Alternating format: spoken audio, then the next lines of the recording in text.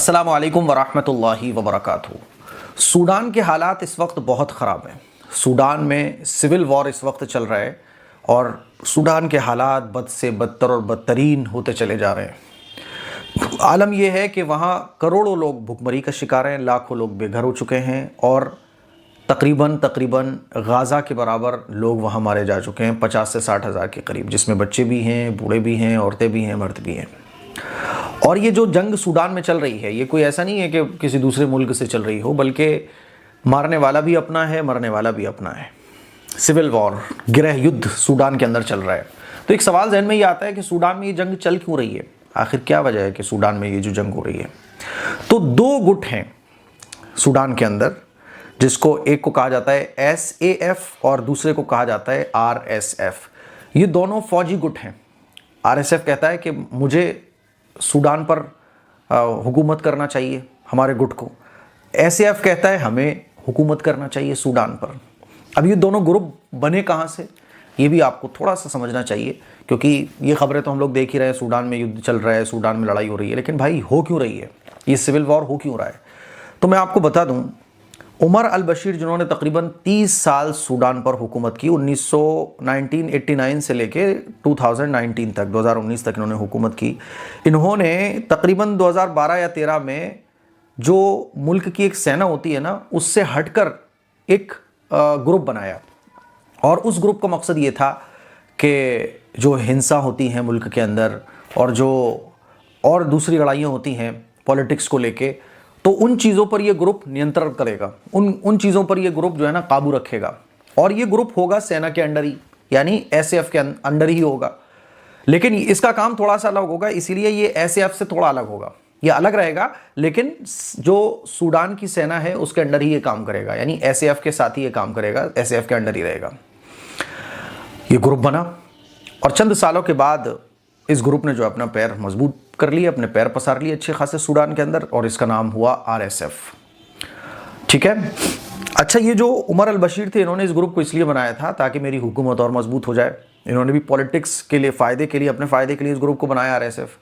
2019 में जब उमर अल बशीर का तख्ता पलट हुआ तो सेना ने, यानी जो सूडानी सेना है, जो असल जो आर्मी है SAF, उन्होंने ये ऐलान किया जनता से, सूडान की जनता से, कि हम जमहूरी तौर पर इलेक्शन कराएंगे और अब जमहूरी निज़ाम हमारे सूडान में चलेगा।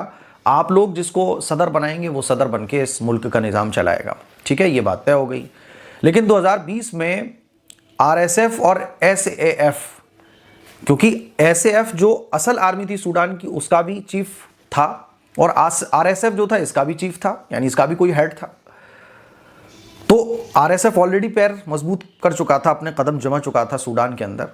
तो किसी बात में लोगों की अनबन शुरू हो गई और ये अनबन इतनी बढ़ती गई कि गोलाबारी तक मामला पहुंच गया। और फिर 2023 में ये गोलाबारी, हाथापाई आगे बढ़ी और इतनी आगे बढ़ी कि ये दोनों गुट अलग अलग, बिल्कुल अलग अलग तो थे ही, लेकिन कम से कम इतना था कि हाँ भाई ठीक है, इलेक्शन होंगे, ये होगा वो होगा। लेकिन RSF अब ये चाहने लगा कि SAF हमारे अंडर में आए, SAF ये चाहता था कि RSF हमारे अंडर में आए, और दोनों गुटों के कमांडर अलग अलग हैं। तो अब इन दोनों में तनातनी हो गई और मामला ये इतना बड़ा कि RSF ये चाह रहा है कि हमारा कमांड पूरा सूडान पर रहे, SAF ये चाहता है कि असल सेना हम हैं तो कमांड हमारा हो। अब यही वजह है कि इन दोनों ग्रुप्स में लड़ाई चल रही है पिछले 2 सालों से। और सूडान की हालत इस वक्त ये हो चुकी है कि किसी इलाके पर RSF का कब्ज़ा है, किसी इलाके पर SAF का कब्ज़ा है ना। तो इस तरह से ये लड़ाई झगड़े का माहौल चल रहा है। और इसमें क्या होता है कि फिर जाहिर सी बात है, जब 2 ग्रुप्स में लड़ाइयाँ होती हैं तो बस जिसको जो मौका मिलता है जुल्म ज़्यादती का वो करता है। अब अल्लाह बेहतर जाने कि क्या सही है क्या गलत है, क्योंकि इतनी सिचुएशन क्रिटिकल हो चुकी है कि ये कहना बहुत मुश्किल हो गया है कि मारने वाला सही है या गलत है, या मरने वाला सही है या गलत है ना। लेकिन बहरहाल जो भी जुल्म कर रहा है वो गलत है। मुझे इस मौके पर अल्लाह के नबी सल्लल्लाहु अलैहि वसल्लम की वो हदीस याद आ रही थी, जो हदीस मुबारका की किताबों में किताबुल फितन के बाब से मौजूद है। जैसे कि हुज़ूर अलैहिस्सलातु वस्सलाम ने इरशाद फरमाया कि एक वक्त वो आएगा कि मुसलमानों की तादाद तो बहुत ज़्यादा होगी, लेकिन उनको उनकी जानों की कोई कीमत नहीं होगी। ये मैं अहादीस के मफ़हूम आपको सुना रहा हूँ, यानी उनकी जानों की कोई कीमत नहीं होगी। ऐसी एक हदीस में आता है कि क़यामत के करीब एक वक्त वो आएगा कि मारने वाले को भी नहीं पता होगा कि मैं क्यों मार रहा हूँ, और मरने वाले को भी नहीं पता होगा कि मुझे क्यों मारा जा रहा है। एक हदीस में आता है कि मुसलमानों की तादाद बहुत ज़्यादा होगी लेकिन उनके अंदर इत्तिहाद नहीं होगा, सब एक दूसरे के जान के दुश्मन बने हुए होंगे। जुल्म ज़्यादती क़यामत के करीब बहुत बढ़ जाएगा, अमन व अमान ख़त्म हो जाएगा और बस एक खाना जंगी का माहौल हो जाएगा। वो सब कुछ देखने को मिल रहा है। तो सूडान के अंदर ये सब चल रहा है, SAF RSF। अब क्या है कि SAF को मिस्र, तुर्की, ईरान, इन मुल्कों का समर्थन हासिल है और अरब का, और RSF को जो है ना वो UAE का समर्थन हासिल है और लीबिया का। UAE पर ये इल्ज़ाम लगता रहा है, यानी दुबई पर ये इल्ज़ाम लगता रहा है कि क्योंकि RSF की कोई अपनी ताकत नहीं है, क्योंकि RSF तो सेना के अंडर में काम करने वाला ग्रुप था, तो अब RSF को ताकत कौन फराहम कर रहा है? तो ये इल्ज़ाम लगते रहे हैं UAE पर, और UAE के ख़िलाफ़ इस वक्त बहुत सारे मुल्कों में प्रदर्शन भी हो रहे हैं कि वो RSF को मदद फराहम करता है। यानी जो हथियार, जो ताकतें UAE को दी जाती हैं, UAE जिन मुल्कों से ये तमाम जंगी आलात ख़रीदता है वो RSF को दे रहा है। और RSF को क्यों दे रहा है? कि वो ये चाहता है कि सूडान का जो सोना है इस पर हमारा कब्ज़ा हो, और RSF भी जाहिर सी बात है ये चाहता है कि अगर हमारा कब्ज़ा बना इस पर तो इतने बड़े सोने के हम मालिक हो जाएंगे और ज़बरदस्त तरीके से, बेहतरीन तरीके से हम हुकूमत करेंगे। SAF ये कहता है कि भाई जो मुल्क की सेना है उसका कब्ज़ा होना चाहिए, और इसीलिए वो ये सारी अब जंग चल रही है। तो ये पूरा खुलासा है जो मैंने आप लोगों के सामने रखा है। अभी तो ये समझ लें आपके प्रदर्शन हो रहे हैं कई मुल्कों के अंदर, और अभी कोई हल निकलता हुआ इसका नहीं नज़र आ रहा है। मस्जिदों पर हमले हो रहे हैं, मुसलमानों पर हमले हो रहे हैं, और बच्चों को मारा जा रहा है। कुल मिला के ये समझ लें आप बहुत बुरी तस्वीरें देखने को आ रही हैं। अगर आपने सोशल मीडिया पर देखा होगा तो आपको मालूम होगा कि कैसे कैसे मंजर देखने को मिल रहे हैं। किसी की फैमिली उजड़ चुकी है, बच्चे किसी के ख़त्म हो चुके हैं, किसी के माँ बाप ख़त्म हो चुके हैं, कितने बच्चे जो बेचारे यतीम हो चुके हैं। तो ये पूरा मामला चल रहा है। अच्छा, सूडान पर दूसरे मुल्कों की निगाहें हमेशा रही हैं, क्योंकि सूडान जो है ना, जैसे कि सऊदी अरब है वो तेल के लिए जाना जाता है। सूडान के अंदर सोना बहुत है, और भी सोने के अलावा बहुत सारे ख़जाने हैं सूडान के अंदर जो अल्लाह ताला ने रखे हैं। तो 1956 में जब सूडान एक मुल्क बना, उससे पहले भी इसके ऊपर दूसरे मुल्कों का कब्ज़ा रहा। उस 1956 के बाद जब सूडान आज़ाद हुआ तो उसके बाद भी फिर आपस में खाना जंगी का माहौल रहा, और इससे भी और दूसरे मुल्क बन गए। कुल मिला के ये है कि 1900 जब ये उमर अल बशीर सदर बने सूडान के, तो उसके बाद ठीक ठाक थोड़ा बहुत चलने लगा। लेकिन दूसरे मुल्कों की नज़र इस पर रही, जैसे अमेरिका है, फ्रांस है, और भी दूसरे मुल्क हैं, क्योंकि जो दुनिया की बड़ी बड़ी ताकतें वो ये चाहती हैं कि सूडान पर हमारा कब्ज़ा रहे।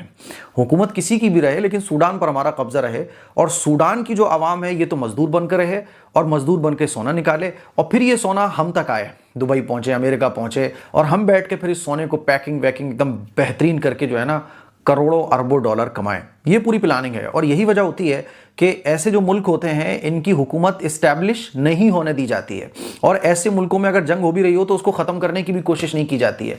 इस तरह की खबरें भी नहीं शो कराई जाती हैं। यही वजह है कि सूडान के बारे में आप देखेंगे तो सूडान की खबरें और सूडान के बारे में कोई मुल्क फ़िक्रमंद हो, अरब ममालिक फ़िक्रमंद हो, जो मुस्लिम बड़ी बड़ी तंजीमें हैं, मुस्लिम मुल्कों के जो सदर हैं वो फ़िक्रमंद हो, कोई आपको फ़िक्रमंद नज़र नहीं आएगा, क्योंकि सबका अपना अपना मफाद है। मिस्र हो या और कोई मुल्क हो, सबका अपना अपना मफाद है, क्योंकि आजकल जो दुनिया है ना वो फ़ायदे से जुड़ी हुई है।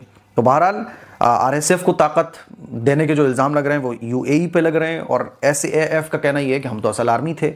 कौन सही है कौन गलत है अल्लाह बेहतर जाने। इस मौके पर हम अल्लाह से दुआ करते हैं कि अल्लाह ताला सूडान के अंदर अमन व अमान कायम फरमाए, और हम तो यही कहना चाहते हैं कि जो दुनिया के बड़े बड़े लोग हैं, ख़ासतौर पर इस्लामी जो मुल्कों के हुक्मरां हैं, वो सूडान के लिए आवाज़ बुलंद करें। यहाँ जो भी कुछ चल रहा है इस पर जो भी कुछ हो सकता है वो करें, ताकि यहाँ अमन व अमान कायम हो। लड़ाइयाँ तुम्हारी भाई SAF से है तो SF से लड़ो, RSF से लड़ाई RSF से लड़ो, लेकिन आम लोगों का कत्लेआम किया जाए ये इंतहाई दुखदायक होता है, इंतहाई तकलीफ़ देने वाली ये चीज़ें होती हैं। अल्लाह हिफाजत फरमाए। तो RSF जो है ना ये बगावत पे उभरा हुआ है, यही अक्सर लोगों का कहना है। सूडान की जो जनता है वो SAF के साथ है, ये ख़बरों से मुझे पता चला है। वल्लाहु आलम बिस्सवाब। बस हम लोग तो दुआ कर सकते हैं, इसीलिए दुआ करें। ये वो कुछ बातें थी सूडान के बारे में जो मैंने आपको बताई कि सूडान में जंग क्यों चल रही है। इस क्लिप को शेयर करें, दूसरों तक पहुँचाएँ। अस्सलामु अलैकुम वरहमतुल्लाहि वबरकातुहू।